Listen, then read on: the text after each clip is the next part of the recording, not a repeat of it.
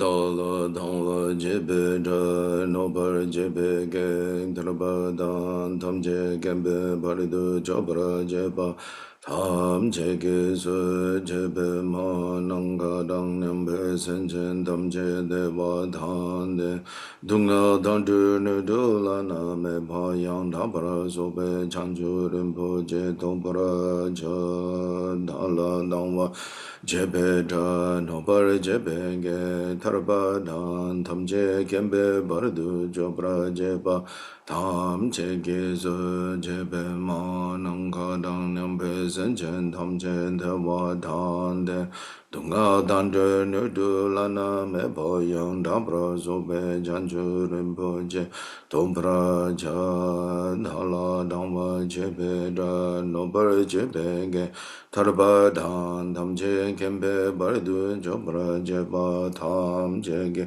su jebe ma nang ka dang nyam pe sen chen tam je dewa dan den dunga dan du ne du la na me pa yang dang pra so pe chan ju rin pu je do para cha da la dang ma je pe da no par je pe ge tar pa dan tam je gen pe bar du jo pra je pa tam je ge se je pe ma nang ka dang nyam pe sen chen tam je de wa dan den tung ao dan de ne du la na me pa ya da para zo be jan ju ren pu je tom pra ja de je de sama ge gi bra du lunga yisum ge wa la ko ma she bar du lunga yisum ge wa la ko du de reng ne song te ne ma san ta sam gi bar du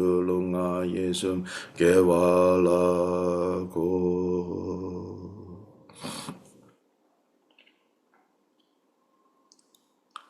Now, bottom of page 5.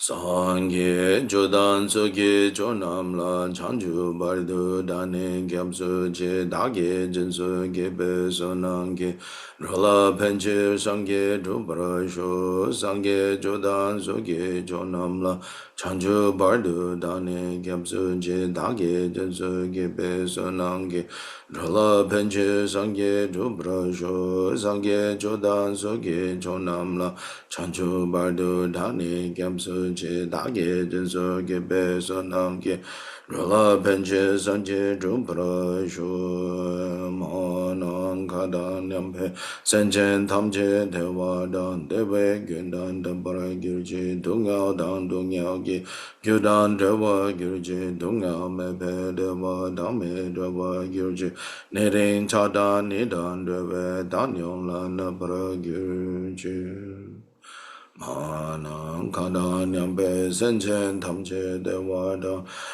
dewe gyundan dembra gyurje dungao dang dungyao ge gyudan dewa gyurje dungao mepe dewa dame dewa gyurje nering chada nidan dewe danyong la nambra gyurje Manang kada nyambe senchen tamche dewa dang dewe gyundan dambra gyurje Dungao dan dungyao gi gyudan dewa gyurje Dungao mepe dewa dame dewa gyurje Neren chada nidang dewe danyong la nebra gyurje Manang kada nyambe senchen tamche dewa dang dewe gyundan dambra gyurje Dungao dan dungyao gi gyudan dewa gyurje Dungao mepe dewa dame dewa gyurje Neren chada nidan dewe danyon la nebra gyurje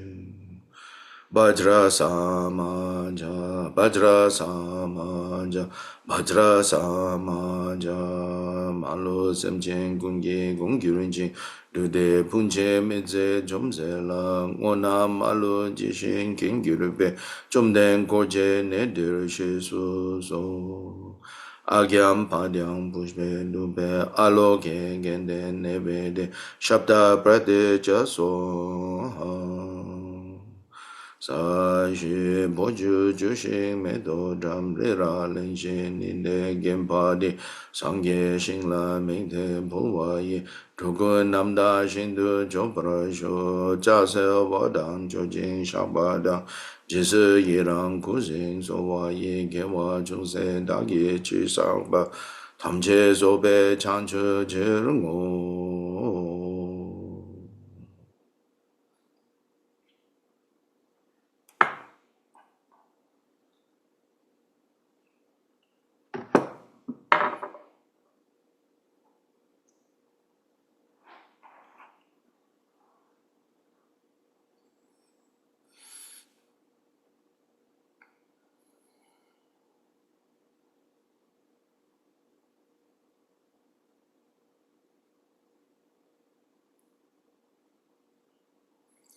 Now sit on a comfortable cushion in Vajra posture or with legs crossed.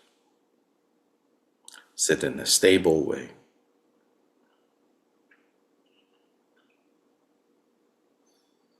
Feel or imagine the weight of entire body sinking down to your seat. Almost that weight, think of it almost like this heaviness that goes down to actually solidify what you're sitting on. Almost like your weight is like this concrete that is still wet, that you can let it all go down to the surface of where you are sitting.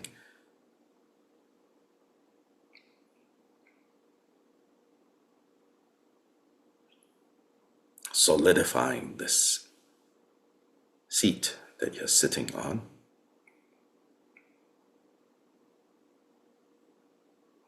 As well as releasing this heaviness that you carry in your body. Straighten the spine.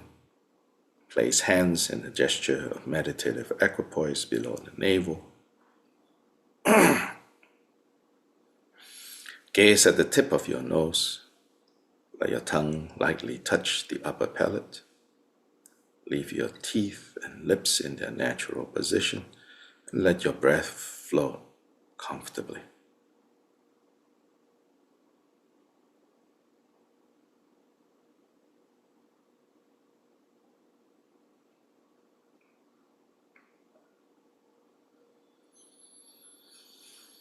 Having relaxed the exhalation and inhalation of breath little by little, free from effort, your breath exhales and inhales just as it is.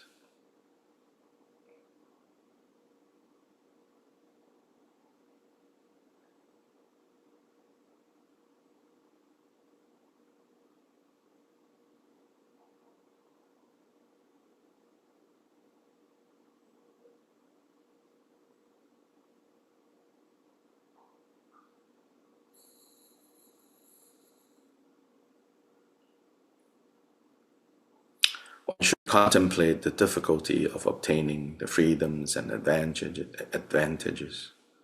Contemplate impermanence and death. Contemplate karmic cause and effect. And finally, be aware, look into the faults of samsara, of confused existence.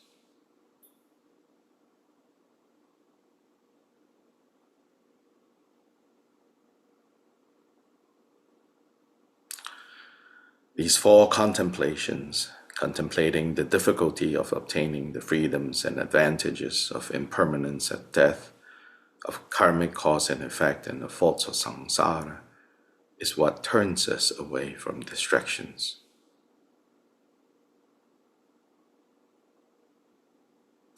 Turns us away from getting involved, getting entangled in unnecessary and painful things.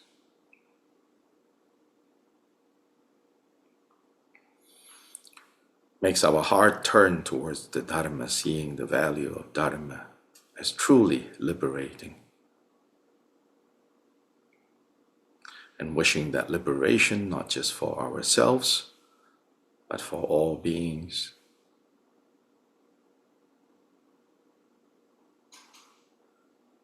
So we enter the path of Dharma and pray to the Buddhas and Bodhisattvas to guide us so that we do not stray from that path.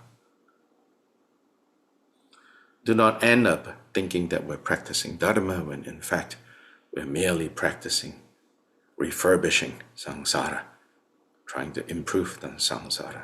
Samsara cannot be improved.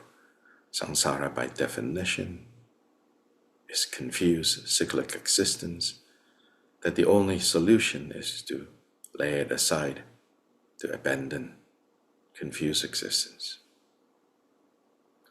This is not abandoning this world per se. This world is, in a way, neutral. How we turn up in this world determines whether it's samsara or nirvana, whether it's samsara or whether it's the divine palace of Jagasamvara. Depends on how we turn up, how we become present. What are we manifesting?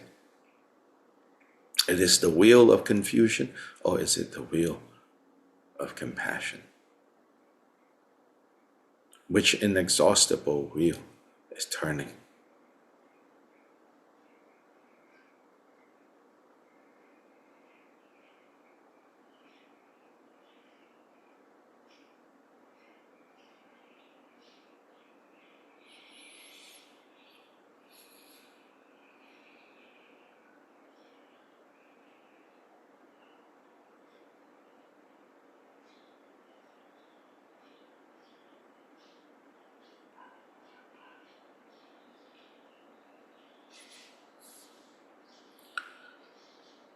Furthermore, remembering the importance of the preliminary, of clearing our damages of samaya, damages of vows, damages of precepts. Think of the power of Guru Vajrasattva. Think of the four powers, and by the four powers, how we can lay aside this impairment of vows, these compromises of our resolve, set them all aside by simply thinking of Guru Vajrasattva. Vajrasattva means Vajra, heroic being. Vajra is wisdom, heroic is skillful means and compassion. Vajrasattva, Vajra, heroic being.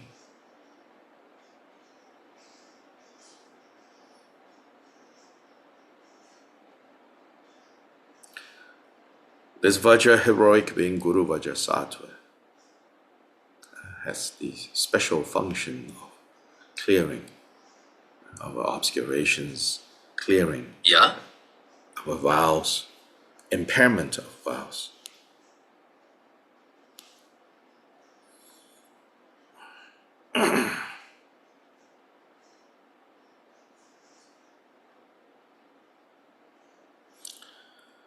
Also recall the importance of accumulating merit through the offering of mandala, reorienting our experience of this world as the experience of a divine, purified realm that we offer to the Buddhists, offer to the three jewels, offer to the three roots. And in offering this divine realm to the three roots and the three jewels, we pray that all beings experience similarly such a pure realm.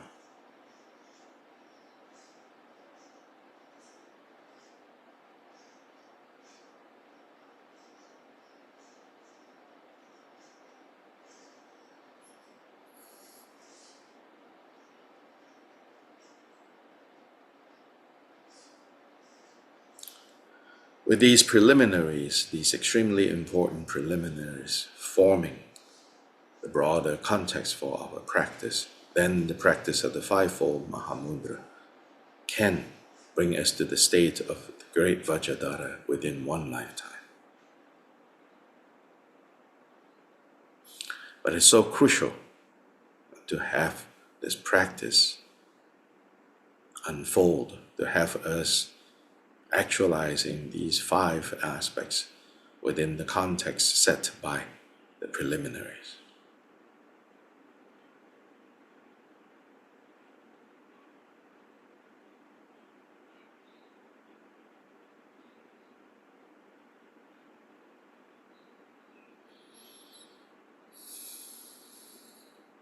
If the steed of love and compassion does not run for the benefit of others, it will not be rewarded by gods or humans. Attend earnestly, therefore, to this foundational attitude. Thus, beginning first with cultivating metta, cultivating loving kindness,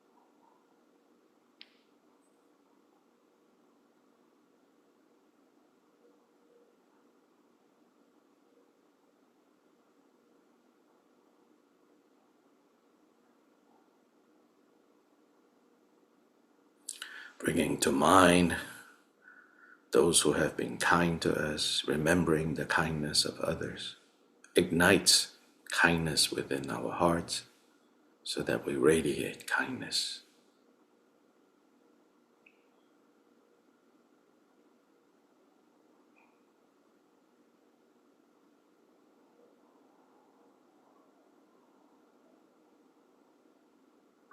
We radiate loving kindness, we radiate metta in all directions.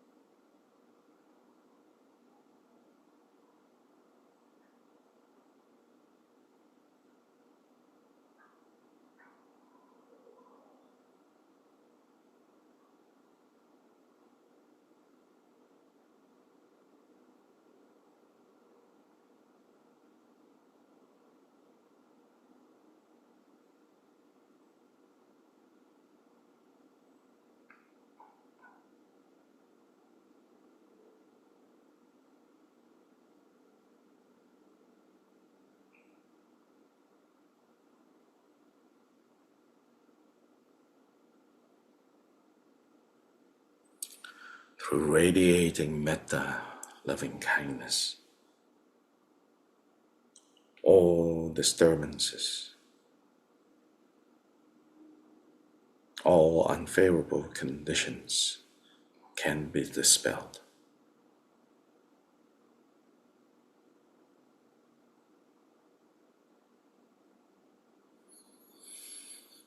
Even the great hordes of Maras are dispelled and defeated through the power of loving kindness.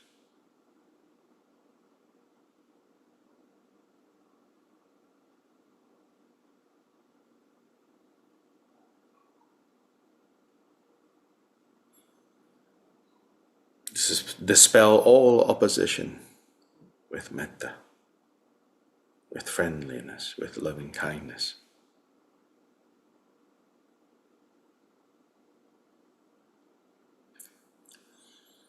Applying the concept of physical truko here, the truko involved is slightly smiling on your face, the physical truko.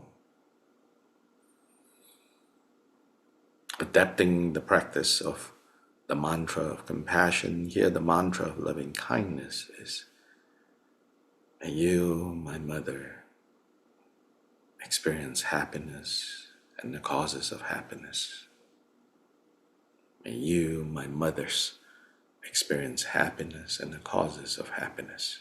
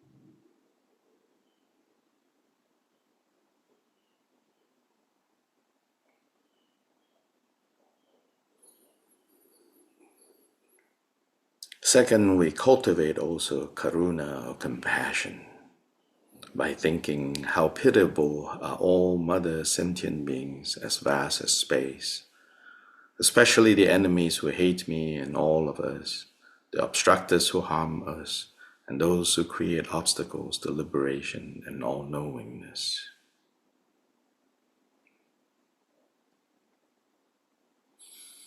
Cultivate this until tears stream down. Your hair stands on end and your mind is overcome with the thought, how pitiable are these mothers sinking in the ocean of samsara. Though they desire happiness, they engage in the causes of suffering and experience its results. They are ignorant of the methods to abandon it, not being cared for by a sublime spiritual friend. They are like blind people without a guide. How pitiable are these mothers sinking in the ocean of samsara.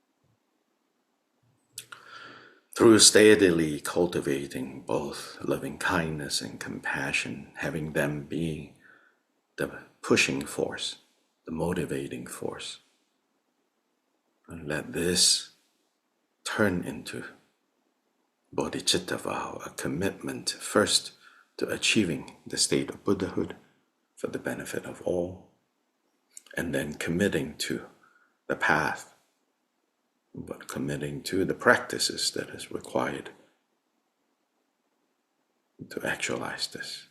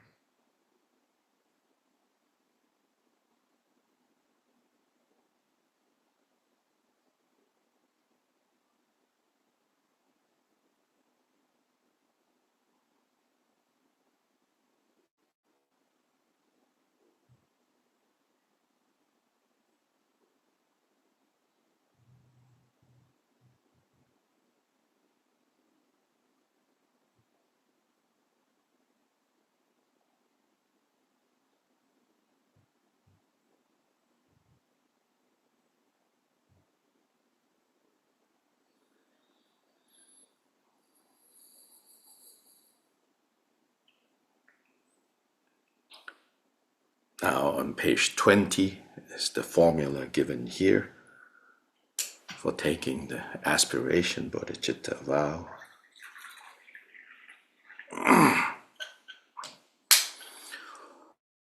All enemies who bear hatred towards me, and all of us obstructors who would harm us, and the mandala of Mara, the dark forces that create disharmonious conditions and obstruct the attainment of liberation and all-knowingness, may all sentient beings, as numerous as space, especially our Father and Mother, those not yet liberated from the ocean of suffering that is samsara, be liberated. Those not yet freed from the bondage of defilements, be freed. Those who have not yet found rest in the Shavaka vehicle or Pratyeka Buddha vehicle, be brought to rest.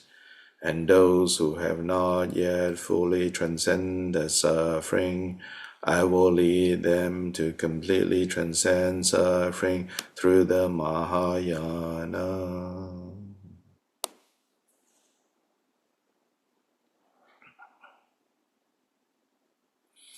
Quoting the Bodhicitta, here the manual says, the moment that bodhicitta has been generated, those who were weary, bound in samsara's prison, are now called the children of the victorious ones, and become worthy of homage by the world with its gods and humans.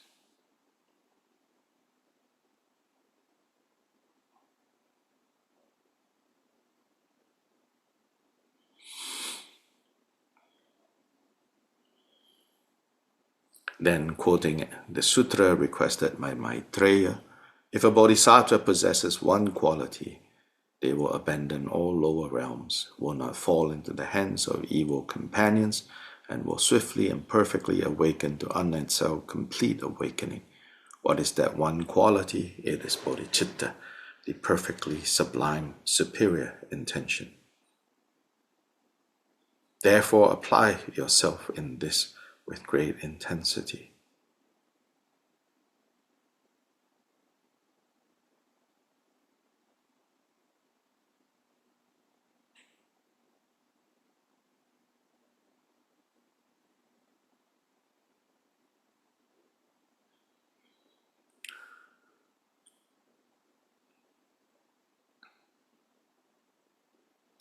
Furthermore, from the Bodhicitta, it says, from aspiration bodhicitta, although great results arise while still in samsara, it is not like the mind of action bodhicitta, from which merit arises in a continuous stream. And so now we take the action bodhicitta vow. Until I reach the heart of awakening, I will apply my body, speech, and mind to virtue.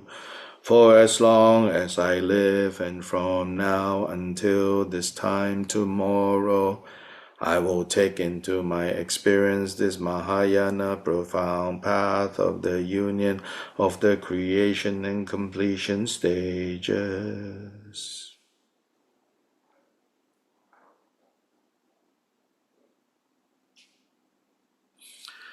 Aspiration bodhicitta vow is a commitment to the result, a commitment to the result of Buddhahood. And action bodhicitta vow is a commitment to the cause. So again, this is cause and result. This is on the principle of karmic cause and effect.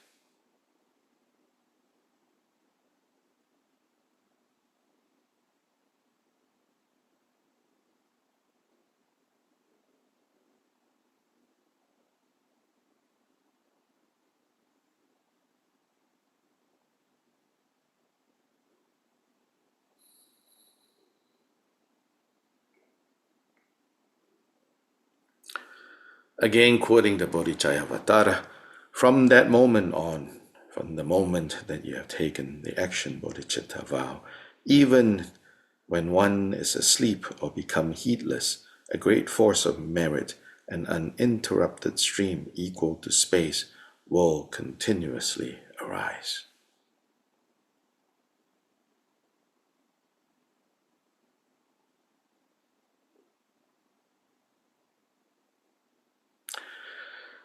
Thus glorious Mahamudra said, with the river of loving kindness not being cut, and the root of compassion being well moistened, the tree of bodhicitta will grow extensively.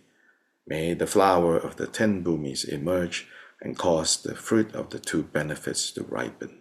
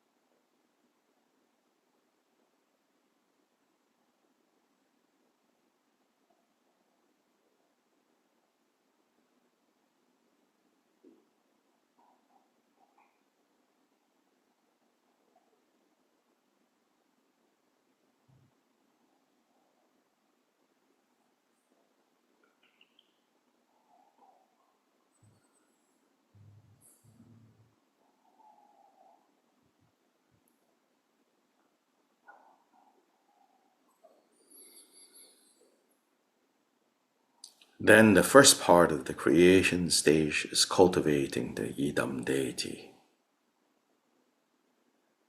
And for that, Kyoba Rinpoche said, now on page 25, if with one's body the king of deities exalted forms, the stronghold of the unchanging ground is not seized, the retinue of Dakinis will not assemble. Attend earnestly, therefore, to this body as Idam.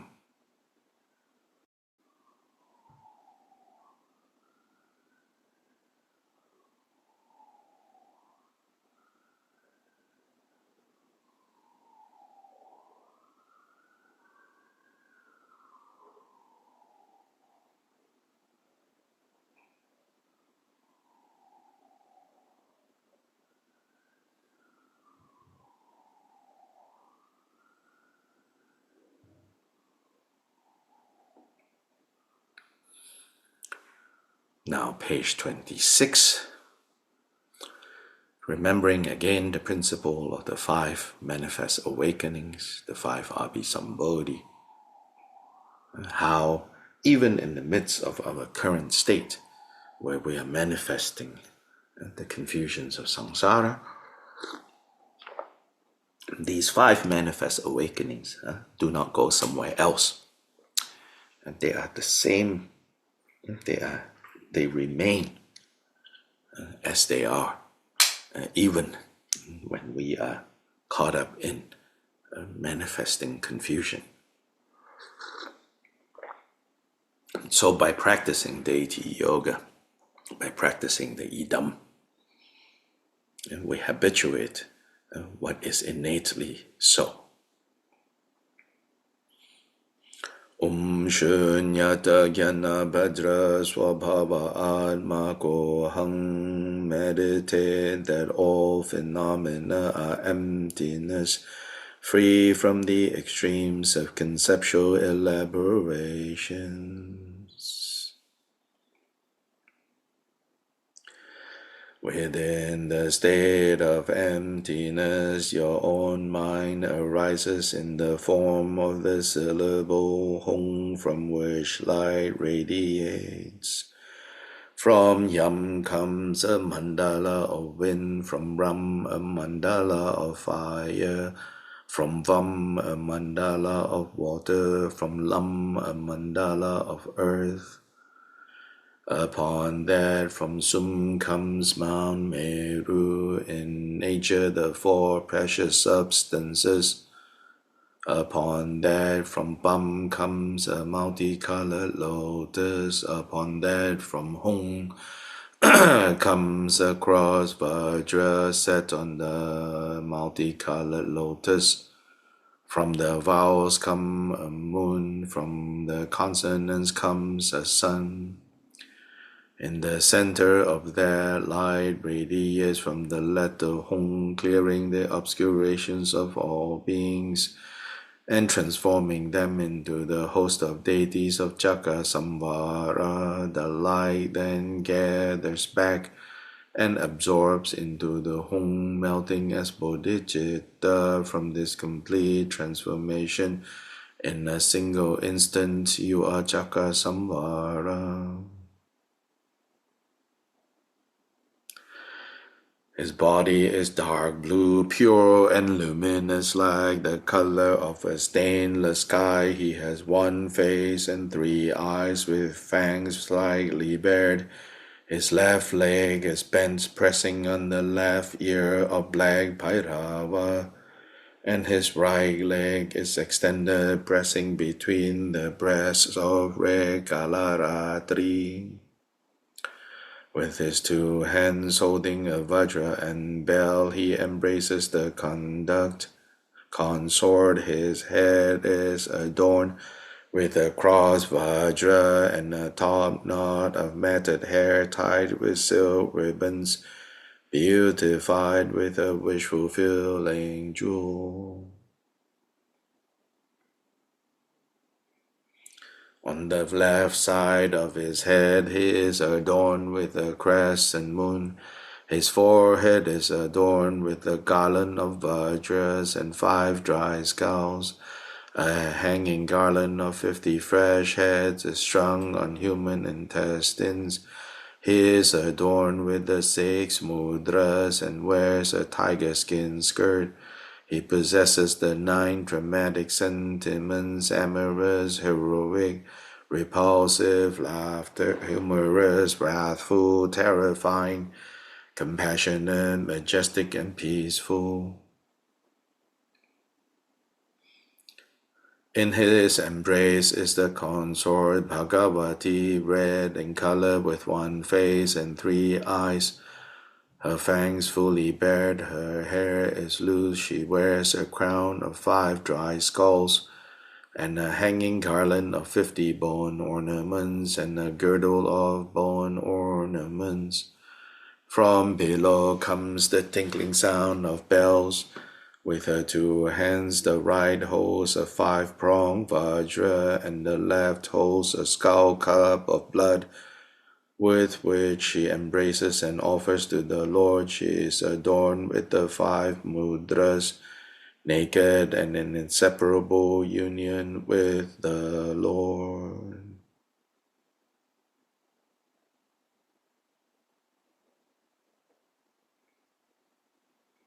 Now you are core-emergent Chakra Samvara.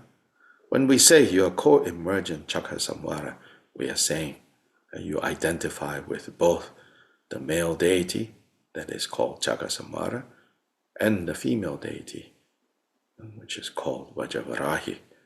But in shorthand, in many of these texts, it just simply says Chakasamvara. Think of Chakasamvara as a system with these two principles, and these two principles that are co-emergent. Two and yet one, one and yet two.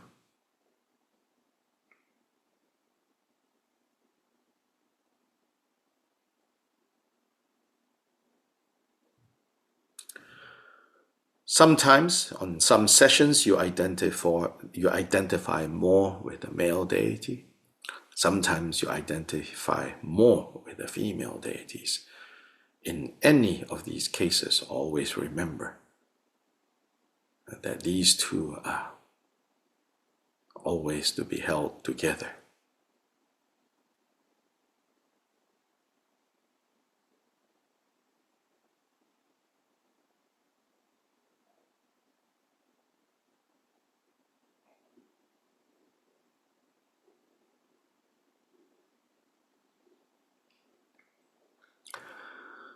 By the symbolic action of blazing rays of light from the Hung at his heart, the host of deities of the Chakasamvara Mandala are invited from their natural abodes.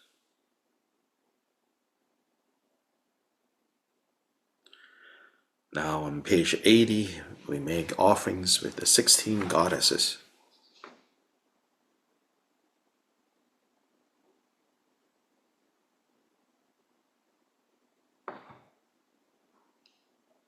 If you want some visual help, the document yesterday that was shared, prepared by Leonard.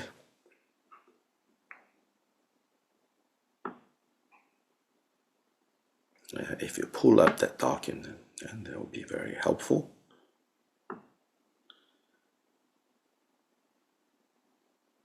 The last part of this.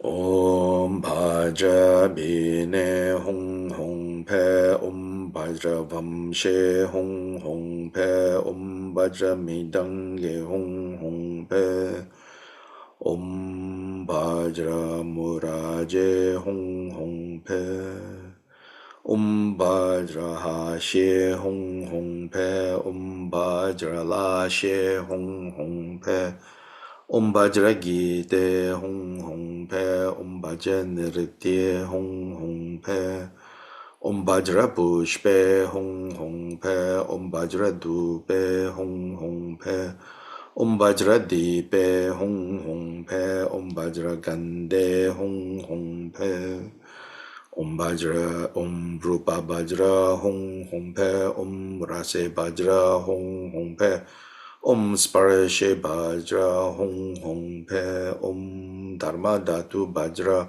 Hong Hong Pe.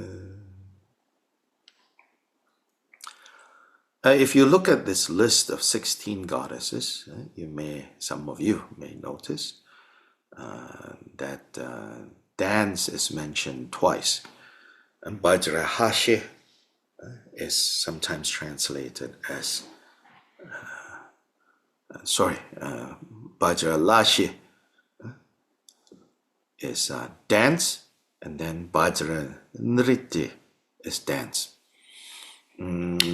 These are two different forms of dance in Indian classical dance performances. Lashe is referring to, in Indian mythology, of the goddess Parvati she kind of, you could say, created this type of dance where it is gentle, where it is graceful. The emphasis is on beauty and grace. Nritya is almost, you could say, a dance that expresses a story, that tells a story.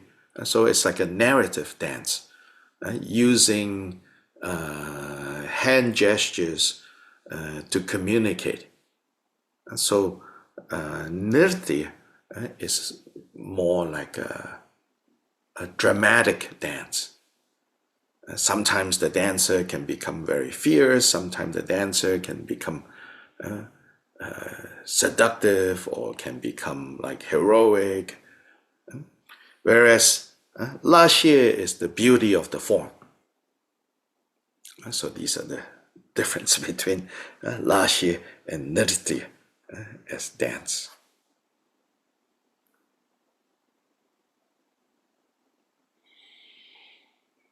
Then we go back to page 29. Having made outer and inner offerings, recite Ja Hong Bam Ho. Thereby hooking, drawing in, binding and pleasing them, making them into one taste.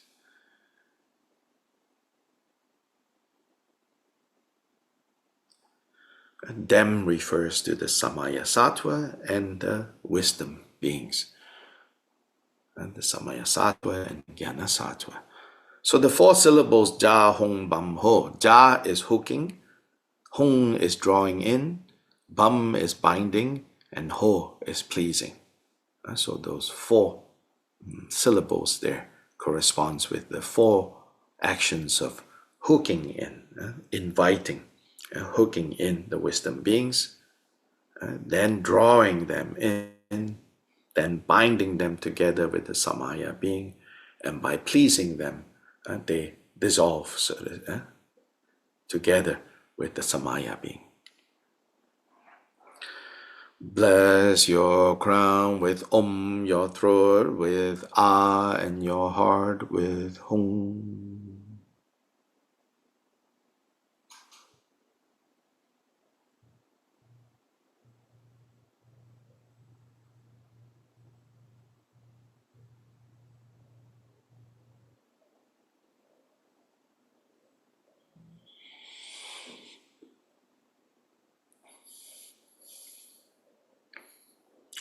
Is white in color, is red in color, Hung is blue in color.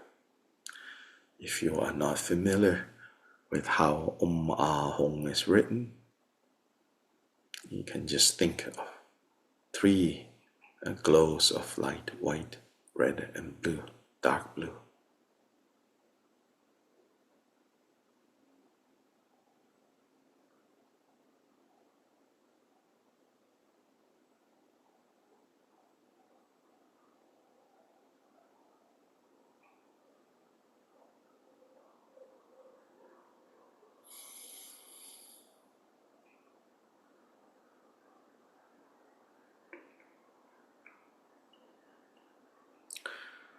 Again from the Hong light radiates, inviting the 5 families with their retinues.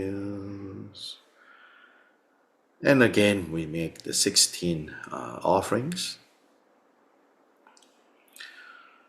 Om Bhadra Bine Hong Hong Pe Om Bhadra Vamshe Hong Hong Pe Om Bhadra Mirdang Ye Hong Hong Pe Om Bhadra Muraje Hong Hong Pe Om Bhadra Hashe Hong Hong Pe Om Bhadra La She Hong Hong Pe Om Bhadra Gite Hong Hong Pe Om Bhadra Nritya Hong Hong Pe Om Bhadra Pushpe Hong Hong Pe Om Bhadra Dupe Hong Hong Pe Om Bhadra Dipe Hong Hong Pe Om Bhadra Gende Hong Hong Pe Om Bhadra Om Rupa Bhadra Hong Hong Pe Om Rase Bhadra Hong Hong Pe Om Sparashe Bhadra Hong Hong Pe Om Dharma Dhatu Bhadra Hong Hong Pe.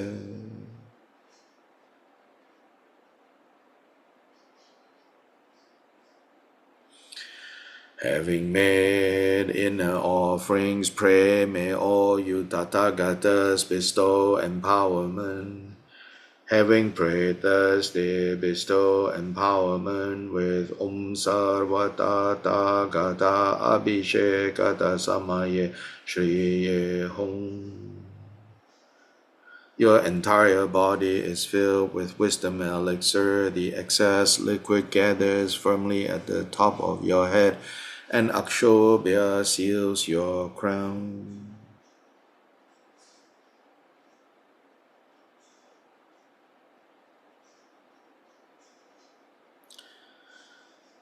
Like a rainbow in the sky,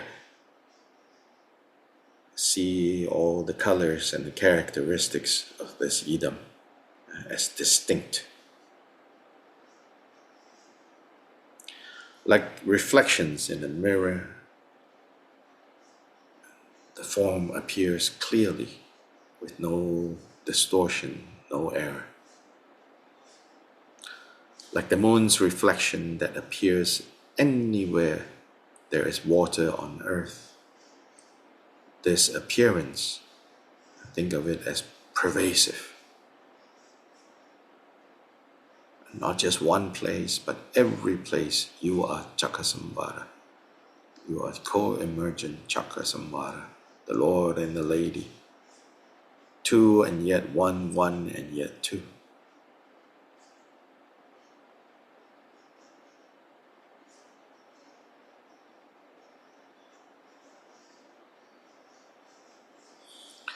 In the Guhya Samaja Tantra, it says, when you cultivate in this way, on the one hand, striving to see this image with all its colors and characteristics distinct, clear, and all pervasive, but at the same time understand this arises like a magical illusion, like a dream. So it has a dreamlike quality, vivid and yet dreamlike, dreamlike and yet vivid. When we cultivate in this way, slowly, slowly, bit by bit over time, eventually we will have spontaneous visions of Chakasambhara, Lord and Lady. Finally, glorious Mahamudra reminds us that the purpose of cultivating this is to help us abandon clinging to ordinariness, clinging to samsara.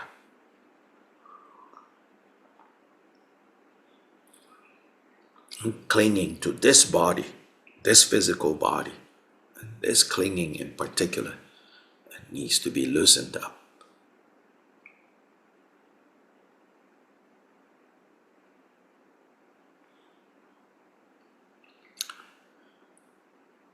And then if you want, again, this document prepared by Leonard is very helpful.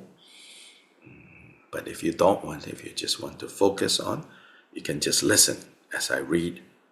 So, in creation stage practice, there are three elements emphasized. One, develop clarity with the image. As much as is possible, don't force it, but lightly. You can gaze on a picture of Chakasambhara to let that picture make light imprints in your mind. Slowly, slowly allowing this image, allowing this picture of Chakasambhara, co-emergent Chakasambhara, make imprints on you, on your mind, on your heart. Slowly, slowly making these kind of imprint, a mental, emotional imprint. Then over time, the image becomes clearer and clearer. So that's one aspect. Second aspect is to recollect the purity of this form, meaning to recognize the symbolism. And then finally, to cultivate divine pride, to cultivate the confidence of being Lord and Lady Chakasambhara, co-emergent Chakasambhara.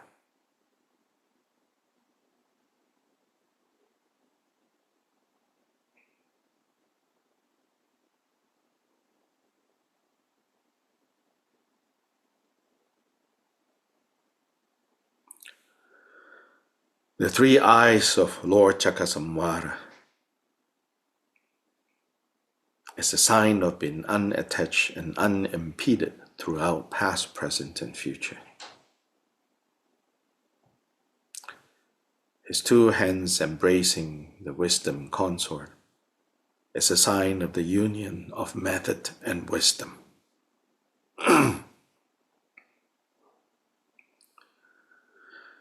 His right hand, which is a symbol of method, is holding a vajra, which is a symbol of wisdom. And thus, right hand holding vajra shows the inseparability of method and wisdom.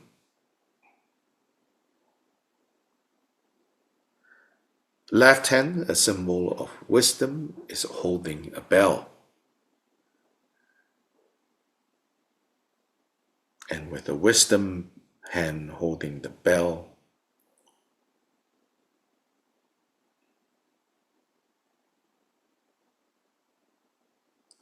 is the wisdom that proclaims the sound of emptiness for the benefit of beings.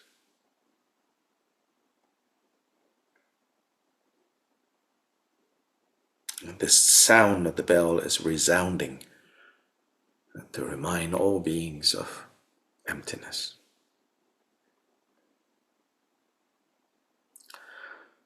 Right leg extended, trampling on Kalaratri, is the nature of method. Kalaratri under the right foot represents the extreme of nihilism.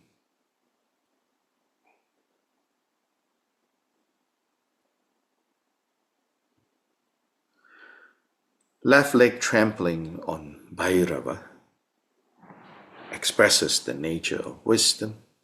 Black Bhairava under the left foot represents the extreme of eternalism.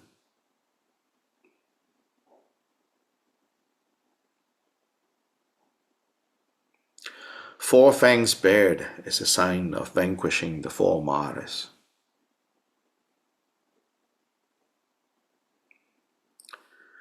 His braided hair is tied up in a top knot. This is a sign of having perfected all roots of virtue and having actualized mind itself. Having actualized the realization of mind itself, which is the Dharmakaya, free from all conceptual elaborations.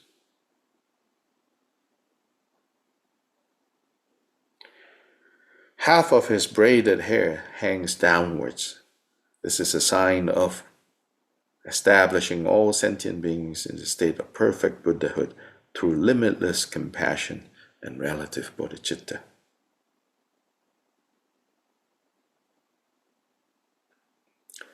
The blue precious wish-fulfilling jewel put at the top of this top knot of hair is a sign of accomplishing. It's a sign of the fulfilling of all wishes and desires of sentient beings.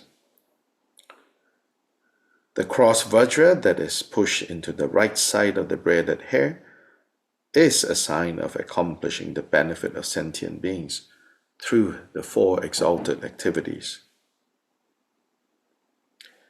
The inward-facing crescent moon on the left side of the braided hair top knot is a sign that his bodhicitta is increasing ever higher and higher. His head sealed with akshobhya is a sign of honoring the Guru.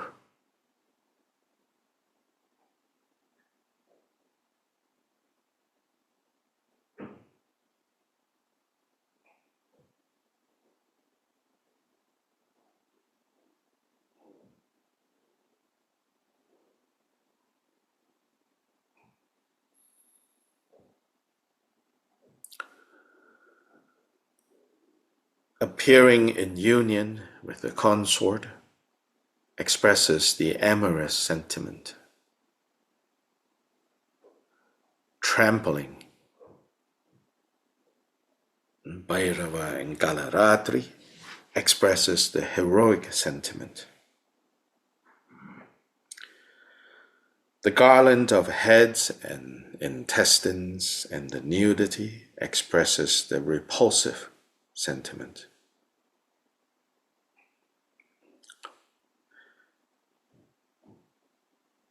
Having a passionate radiance expresses the humorous sentiment. The round red corners of his eyes and his 4 bad fangs expresses the fierce sentiment.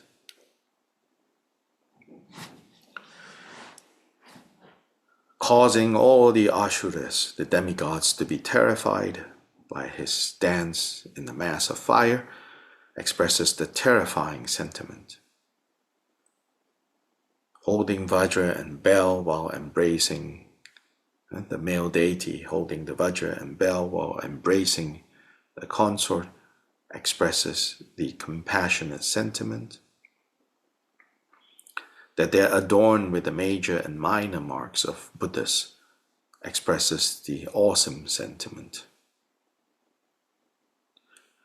And as their inner desire and other afflictions are fully pacified, that expresses the pacifying sentiment.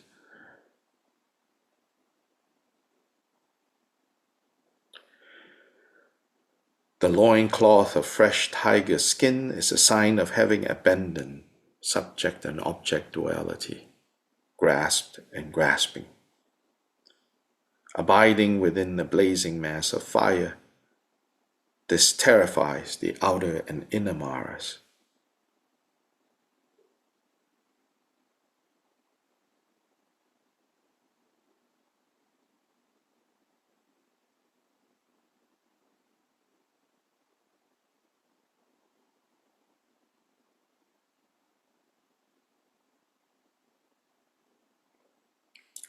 Having listened to these words that can help us recall the symbolism, become mindful of the purity of the deity form, don't spend too much thinking about this at all.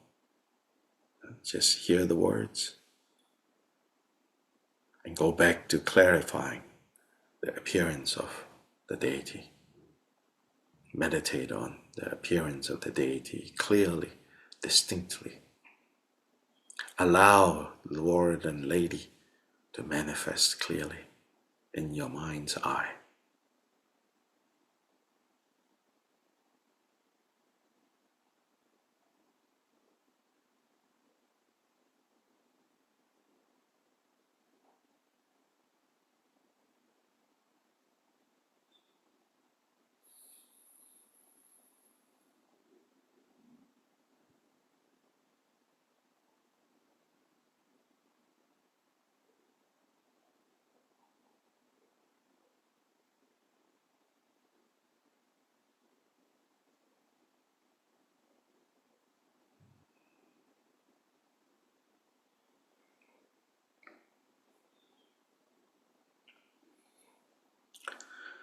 Lady Vajravarahi symbolizes the Dharmadhatu.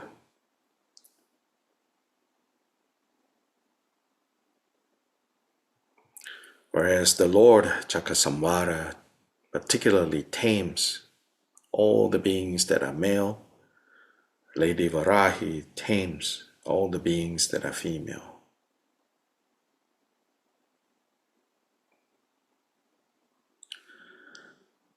Her red complexion is a sign of stabilizing the experience of the body of great bliss, and her compassionate attachment to sentient beings. That her compassion for sentient beings is so strong that it may even look like attachment. This is expressed by her red complexion.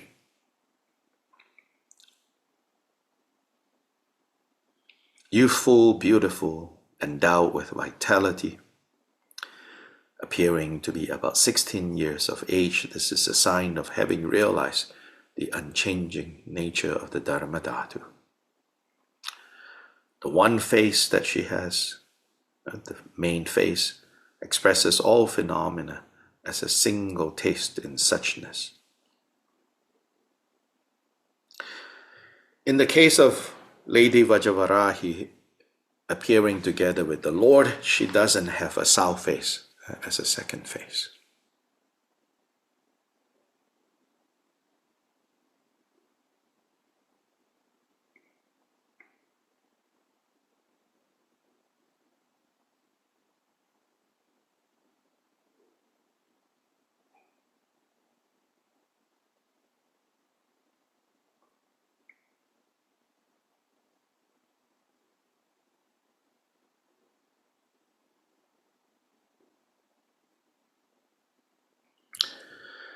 With her three eyes, she knows past, present, and future.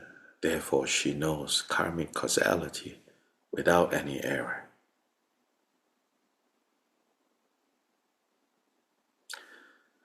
Her breasts are firm and she is dazzlingly radiant. This is a sign that great bliss has expanded throughout her body. Right hand holding a gleaming blue curved knife. This is a sign of threatening the maras of afflictive emotions and cutting through conceptual thoughts. Left hand holding a skull cup symbolizes the cutting of ignorance. And skull cup is filled to the brim with the blood of gods and demigods. And this expresses the nature of desire and aversion being transformed into an offering for the male deity.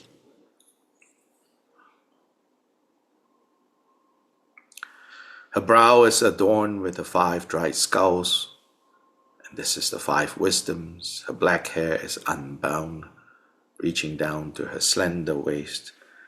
This is a sign of having been liberated from the afflictive emotions.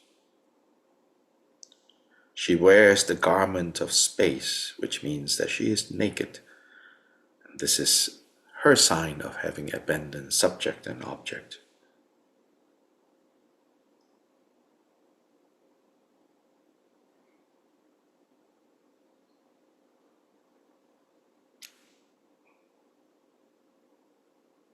And continue to cultivate the form of the deity clearly.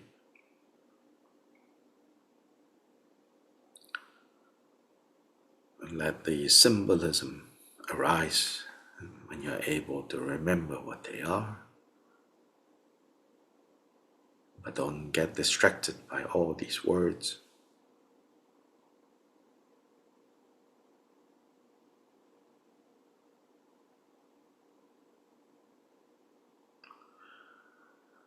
By relying on clarity and purity, clarity of the form, of the characteristics of co-emergent Chakra-samvara, purity of the symbolism, both of those serve to enhance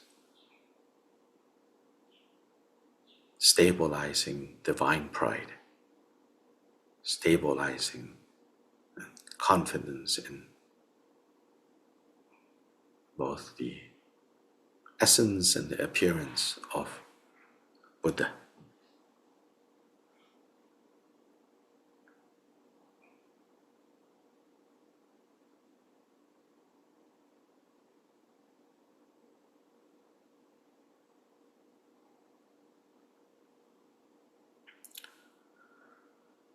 So these 3 points that we cultivate in deity yoga, clarity of the appearance, purity of the symbols, and pride of the deity, you can cultivate them together, separately, in a linear way, in no particular order. Any of these ways is fine. So long as they serve to undermine clinging to ordinariness, so long as they serve to interrupt our constant manifesting as samsaric.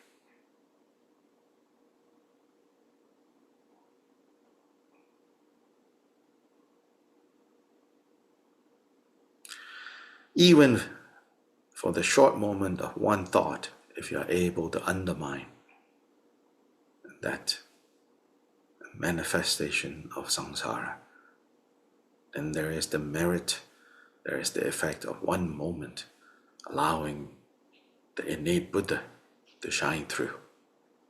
To shine through for what? Particularly to shine through. Think shining through for the benefit of others. Shining through with all the siddhis, with all the accomplishments that are accomplished for the sake of others, for the benefit of others.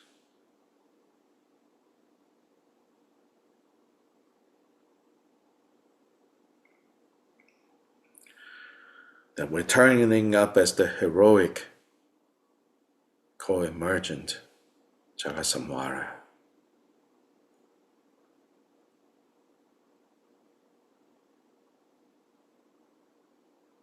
The compassionate Vajavarahi.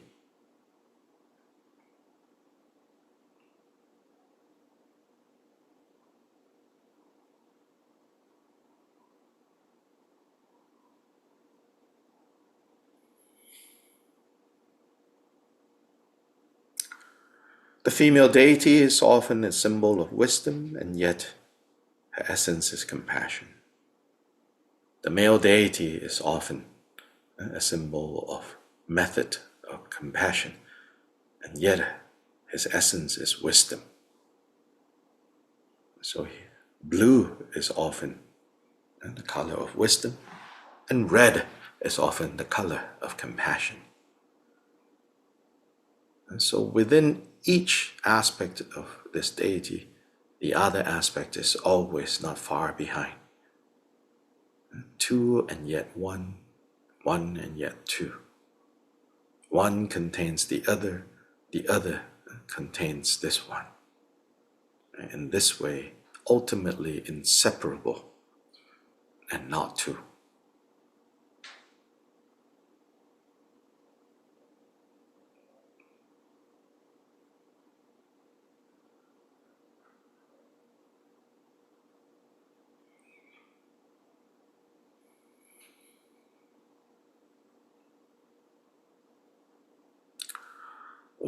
Vajra Sattva Samaya Manopalaya Vajra Sattva Tenopa Tirtha Tito Membhava Sutokayo Membhava Supokayo Membhava Anurato Membhava Sarva Siddhi Membhaya Jasava Kama Suja Me Chidam Jraya Guru Hum Aho Bhagavan Sarva Tata Gata Vajra Mame Munja Vajri Bhava Maha Samaya Sato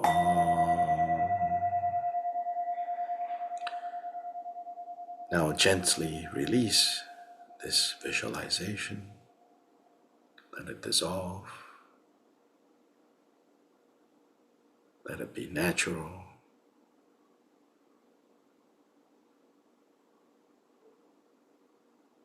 Recognize that even when it is appearing, its essence is empty. And now it is not appearing. Its characteristic is clarity. Even non-appearance has this quality of radiance. And when this radiance turns into distinctive forms, its essence is still emptiness.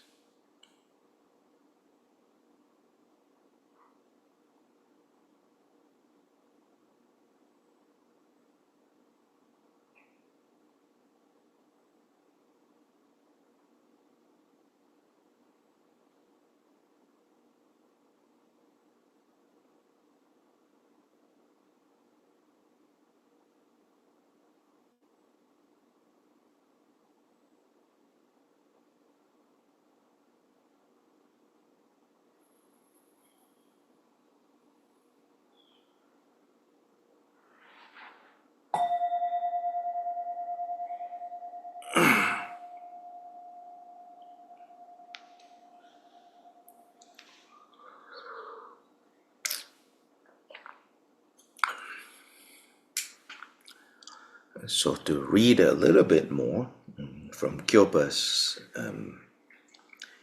special instructions on co-emergent Chakasamvara, he says, if I am innately a Buddha in this way, then why do I need to cultivate this now? It is because, his answer, you are obscured by adventitious conceptual thoughts that arise from the conditions. So you do not recognize what is for what it is. And you do not recognize it for what it is. You do not recognize it for what it is.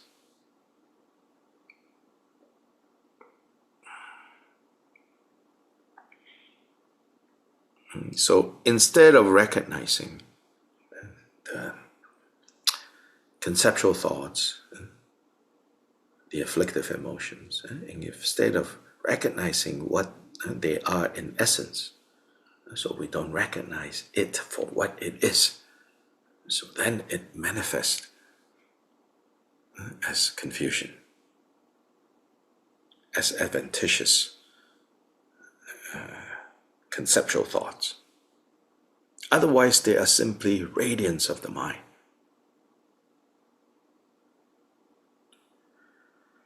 So you do not recognize it for what it is. And so you fixate on it, and you fixate on ordinary body, speech, and mind, mundane body, speech, and mind, actions of body, speech, and mind that are unskillful and they are productive of dukkha. A qualified guru gives you empowerment. So someone like His Holiness has the power to give us empowerment and introduces your own body, speech, and mind, all your aggregates, elements, and sense bases as the nature of the Vajra body, speech, and mind. In the four activities of daily life, your body is inseparable from the deity. Your speech should be inseparable from the mantra, and your mind should be inseparable from the Guru, the Dharmakaya, the state of Mahamudra. By habituating yourself to this, to the degree that the deity is clear, and the more you can have clarity of the deity throughout the day, not just when we're sitting on the cushion. I try to encourage the clarity of your appearance of this deity. To the degree that the deity is clear, an inconceivable nature of bliss will arise. Ease will arise. Natural wellness would arise. To that same degree, the bliss will be clear. Bliss clear meaning, is not wrapped up in this experience of sukha, bliss, which in the Buddha's breath, 16 stages, sukha, same word there.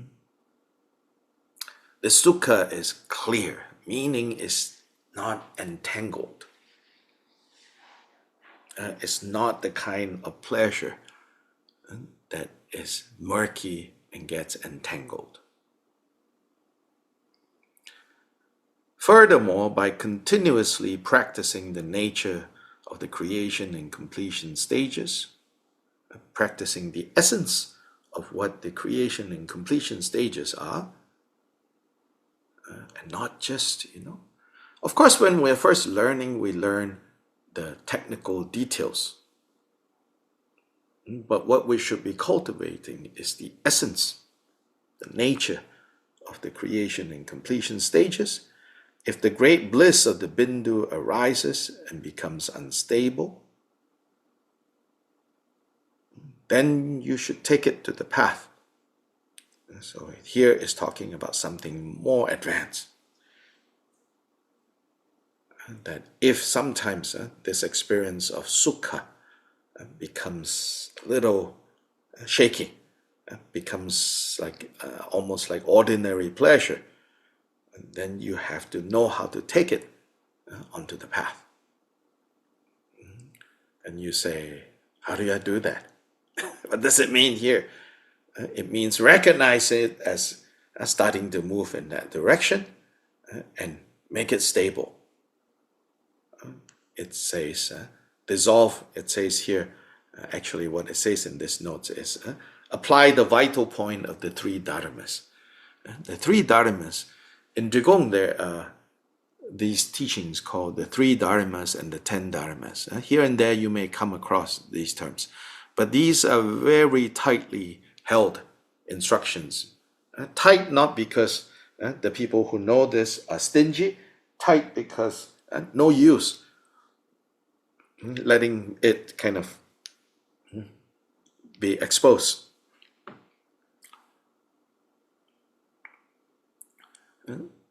the 3 dharmas and the 10 dharmas. It's not like 3, 1, 2, 3, dharma 1, dharma 2, dharma 3, or the 10 dharmas, dharma 1, 2, 3, 4, 5. Actually, it's dharma for 3, dharma for 10. Because in the early days, Gyoba Rinpoche would only teach this particular instruction to 3 people, maximum, and that instruction to 10, maximum.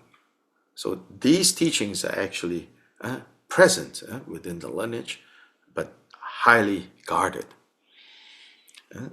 Without saying what I should not be saying, so here it says the dharmas for 3. Dharmas for 3 has more to do with how to transform experiences that might lead to entanglements, to attachment.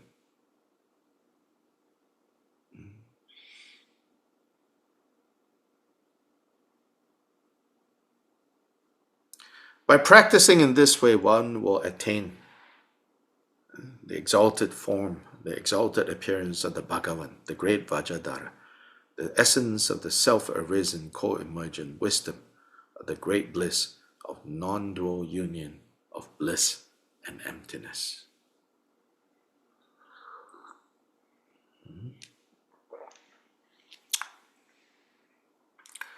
Okay.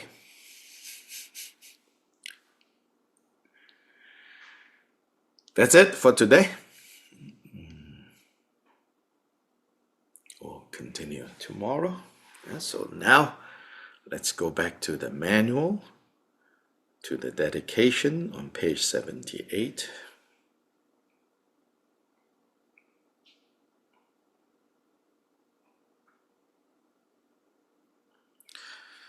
By the virtues collected in the 3 times by me and the entirety of samsara and nirvana, and by the innate root of virtues, may I and all sentient beings quickly attain the unsurpassed, perfect, complete, precious Bodhi. Changju Semchu Rinpoche Ma Ge Pa Nam Ge Gyurche Ge Pa Nyam Pa Me Pa Yang Wo Ne Gong Du Bel Wen Shou.